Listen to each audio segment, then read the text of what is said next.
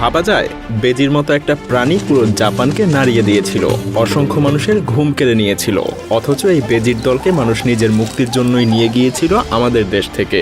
কিন্তু 25 বছরের মধ্যে এই বেজিগুলো জাপানের মানুষের সঙ্গে যা করে তা তারা কখনোই ভুলতে পারবে না।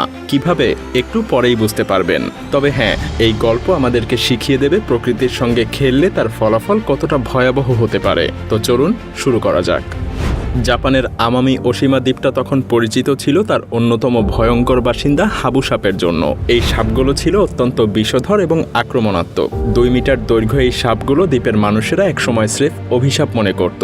বছরের পর বছর ধরে এই সাপের বিষে বহু মানুষ মারা গেছে, আহত হয়েছে আর প্রাণ হারিয়েছে অসংখ্য গৃহপালিত প্রাণী। প্রতি বছর প্রায় 300 থেকে 400 জন মানুষ এই হাবু সাপের শিকার হতো, যার মধ্যে অনেকেই স্থায়ীভাবে অক্ষম হয়ে পড়েছিল।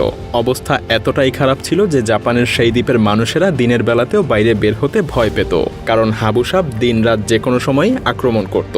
মানুষের জীবন একটা ভয়ের মধ্যে আটকে ছিল। কিন্তু এই অবস্থা কি চিরকাল চলতে পারে? না। তাই এই দ্বীপের সকল বাসিন্দারা ভাবতে শুরু করলো এই সাপের হাত থেকে কিভাবে মুক্তি পাওয়া যায়। সাল 1979। দ্বীপটাতে ভয়ঙ্কর সেই সাপের সমস্যার সমাধান খুঁজতে বিজ্ঞানীরা এক নতুন পরিকল্পনা নেয়। আমাদের এই দক্ষিণ এশিয়া থেকে একটা প্রাণী আনা হবে, যেটা হবে হাবু সাপের শত্রু, যার বিষেও কোনো সমস্যা হবে না। সেই প্রাণী হলো মঙ্গুজ বা বেজি। এই ছোট্ট প্রাণী সাপকে তাড়া করার জন্য এবং মারার জন্য বিখ্যাত। মঙ্গুজের দুর্দান্ত গতি আর সাহস তাকে সাপের বিষের হাত থেকে রক্ষা করে। আর মঙ্গুজ শুধু সাপ না, ইঁদুরের সমস্যারও সমাধান করবে, যারা ফসল নষ্ট করে।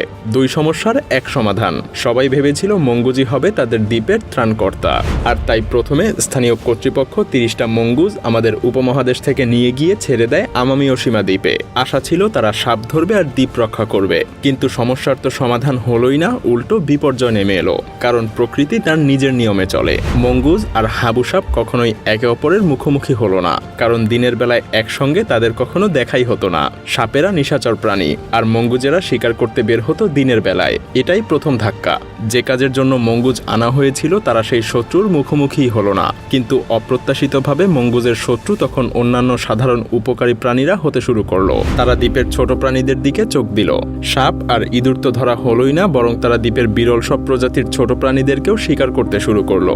এভাবে প্রতিনিয়ত সেই দ্বীপের জীববৈচিত্র্যে ধস নামতে থাকে। সবচেয়ে বেশি ক্ষতিগ্রস্ত হলো আমামি দ্বীপের খরগোশ। তারা সেই মঙ্গুজের এতটাই আক্রমণের শিকার হয়েছিল যে বর্তমানে তাদের আর সেই দ্বীপে কোনো অস্তিত্বই নেই। আরো ভয়াবহ ব্যাপার হলো মারাত্মকভাবে দ্বীপের পাখিরাও মঙ্গুজের হামলার শিকার হতে থাকে। অথচ মঙ্গুজেরা শুধুমাত্র সাপ মারবে, আশা এমনটাই ছিল। কিন্তু তাদের নতুন শিকার দ্বীপের স্থানীয় জীববৈচিত্র্যের জন্য অভিশাপ হয়ে দাঁড়ায়। তাদের আগ্রাসী আচরণে দ্বীপের পরিবেশের ভারসাম্য নষ্ট হতে থাকে।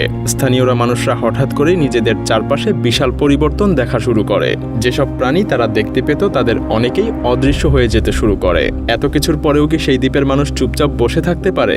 না। আর তাই তো সেই দ্বীপের মানুষেরা তখন বুঝতে শুরু করলো যে মঙ্গুজ হাবু সাপ মারছে না, বরং তারা প্রাকৃতিক বিপর্যয় ঘটাচ্ছে। তখন শুরু হলো আরও এক নতুন যুদ্ধ। এবার যুদ্ধ মানুষ আর মঙ্গুজের সাথে। 2000 সালের শুরুর দিকে মঙ্গুজ ধরার জন্য বড় অভিযান শুরু হলো। মানুষ ফাঁদ বসালো, বিষাক্ত খাবার ছড়ালো, এমনকি কুকুর দিয়েও মঙ্গুজ ধরা শুরু করলো। লোকজনের মধ্যে আতঙ্ক ছড়িয়ে পড়লো।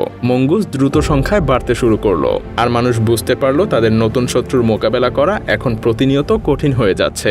জাপানের সরকার অবশেষে এই মহাবিপদের গুরুত্ব বুঝতে পারে। আর তাই 2000 সালের শুরুতে তারা অপারেশন মঙ্গুজ মুক্ত ঘোষণা করে।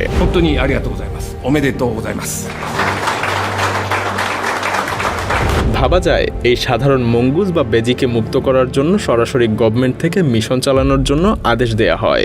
মঙ্গুজ ধরার জন্য বিশেষ দলও গঠন করা হলো।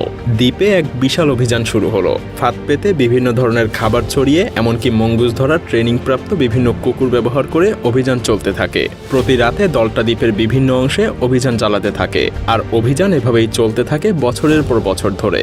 অবশেষে ঠিক 25 বছর পর 2018 সালে জাপান সরকার ঘোষণা করে যে আমামি ওশিমা দ্বীপ এখন সম্পূর্ণ মঙ্গুজ মুক্ত। কিন্তু আসল ঘটনা কি তাহলে এখানেই শেষ? হতাশার সঙ্গে বলতে হয় বেজির সাথে 25 বছরের যুদ্ধে মানুষ জয়ী হয়েছে ঠিকই, কিন্তু সেই সকল বেজির দল দ্বীপটার যে ক্ষতি করেছে তা অপূরণীয়। কারণ এখনও আমামি ওশিমার জীববৈচিত্র্য পুরোপুরিভাবে রিকভার করতে পারেনি। 15টা স্থানীয় প্রজাতির প্রাণী আজ বিলুপ্ত হয়ে পড়েছে। আসলে প্রকৃতির সাথে যখন যখন আমরা লড়তে যাই তার ফলাফল কতটা ভয়াবহ হতে পারে তা আমরা আবারও দেখতে পেলাম। আমাদের মনে রাখতে হবে যে প্রকৃতির ভারসাম্য রক্ষা করা আমাদের দায়িত্ব, আর এটাকে নষ্ট করা মানে হলো ভবিষ্যতে আমাদের নিজেদের বিপদ নিজেরাই ডেকে আনা। পরিশেষে একটা কথাই বলবো যে আমাদের মনে রাখতে হবে প্রকৃতির শক্তি সবসময় মানুষের চাইতে বড়, আর আমরা কখনোই প্রকৃতির সঙ্গে লড়াই করে পেরে উঠব না।